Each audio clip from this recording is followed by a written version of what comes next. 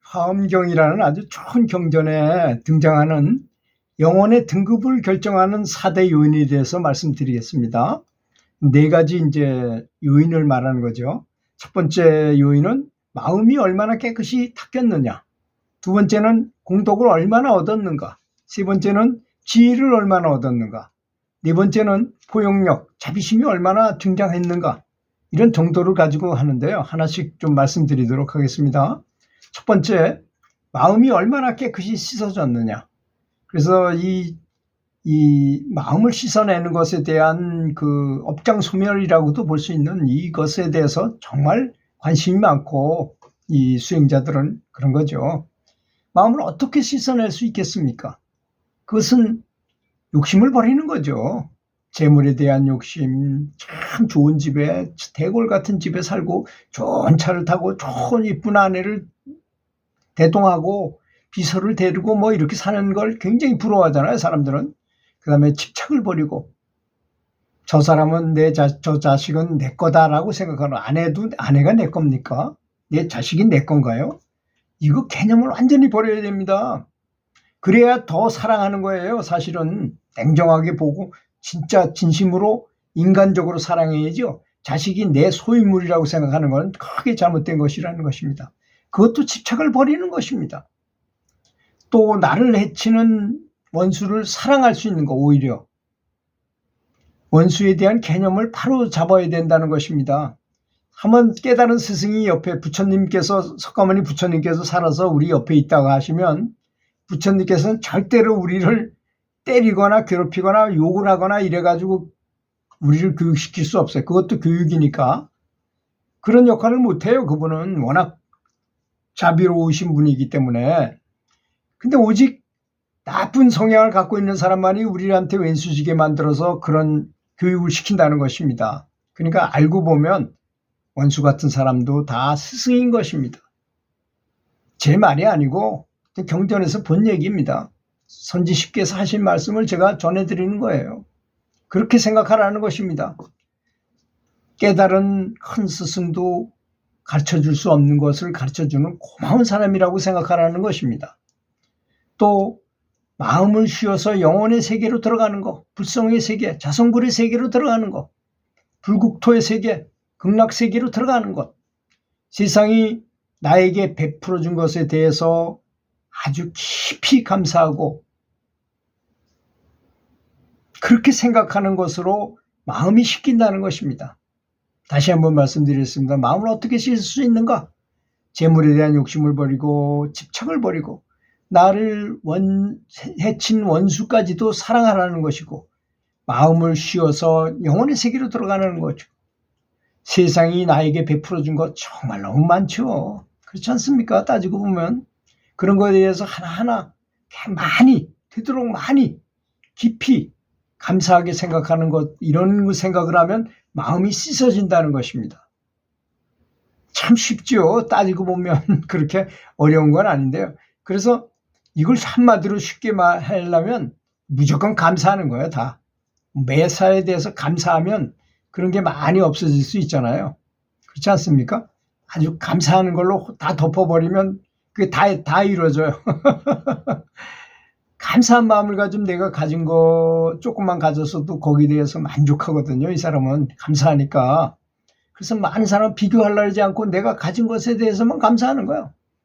감자 몇 개만 갖고 있어도 감자가 참 감사한 거야. 이렇게 집착을 버리게 되잖아요. 그러면 또 원수 같은 사람한테도 감사하게 생각을, 아까 제가 말씀드린 것처럼 저 사람은 나의 스승이다, 나를 열받게 만드는 스승이다, 이렇게 생각하는 것 등등이죠. 두 번째는 공덕의 정도입니다. 그 연불행 수행자가 최선을 다해서 연불했을 때 그 공덕보다 더 높은 공덕은 이 세상에 전혀 없는 줄로 알아야 합니다. 그렇지 않습니까?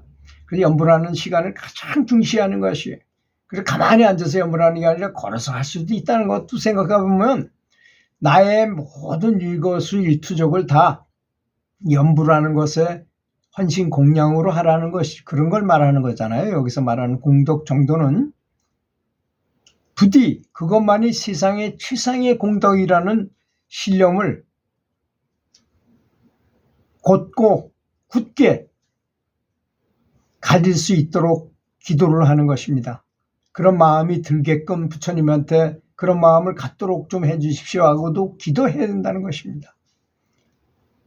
그러면 공덕이라는 게 뭡니까? 덕, 공덕. 덕이라는 건 다른 사람한테 많이 베풀고 다른 사람이 잘 되도록 하는 거잖아요. 근데 부처님의 경전에 보면 가마솥경이라는 경에 보면 그런 말이 나와요. 가마솥에다 큰 데다 100명분의 밥을 해가지고 매일같이 사람들한테 보시를 했다. 밥을 퍼가지고 매일 배고픈 사람을 대접했다 이겁니다. 그런데 잠깐 동안이라도 다른 사람을 위해서 다른 사람들이 잘 되도록 기도한 것보다 1000만 배는 못하다 그랬어요. 그게 밥을 그렇게 많이 퍼준 게 다른 사람을 위해서 염불하면서 기도해 주는 게 훨씬 더 효과가 좋다. 훨씬 더가 아니라 몇 천배, 몇억 배가 된다 그랬어요. 여기에 키포인트가 있는 것입니다. 공덕을 쌓는 것에는 여기에 키포인트가 있어요. 우리가 뭐 돈을 꺼내가지고 매일 다른 사람을 돈을 주는 것만 그것만 보시하고 보시 공덕을 지은 줄 알지만 정말 다른 사람이 잘 되길 기도하는 것. 우크라이나와 러시아가 전쟁하는 걸 가자 지구에 전쟁이 일어난 것에 대해서 그들이 전쟁을 멈추게 해 주십시오 하고 기도하는 것. 수많은 동물들이 죽어가서 사람들이 고기를 너무 많이 먹어서 동물들이 수없이 죽어가는 것에 대해서 사람들이 채식을 하게 좀 해 주십시오라고 기도하는 것. 여러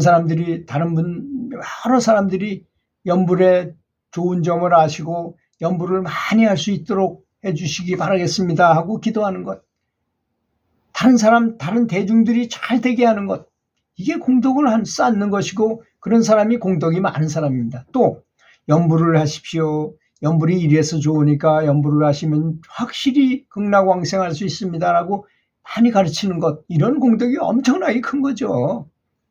이런 공덕을 얼마나 쌓느냐 이런 것입니다. 세 번째는 지혜 정도인 것입니다.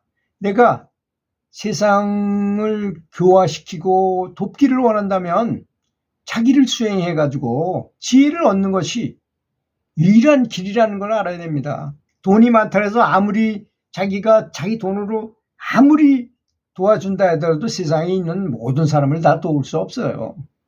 그렇지 않습니까? 그래서 지혜가 있으면 모든 사람을 다 도울 수 있어요. 큰 지혜를 얻으면 신통력이 너무나 많아서 자기도 몰라요. 그런데 의도적으로 원치 않아도 저절로 지혜가 나와서 저절로 막 도와줘요.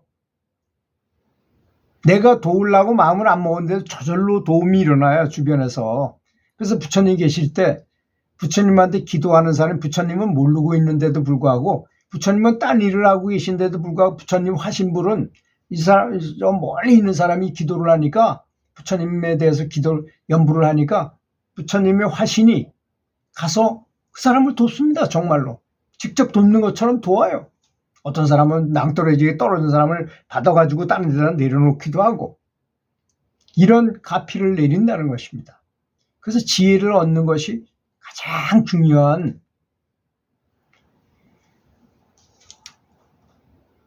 등급이라는 것입니다. 마지막으로 네 번째는 포용력이 정도인 것입니다. 우리는 인과법을 굉장히 중시하지만 인과법보다 한 수 위인 법이 있어요. 그게 뭘까요? 그것이 바로 사랑과 자비의 법이죠. 관용의 법이죠. 용서해 주는 거죠.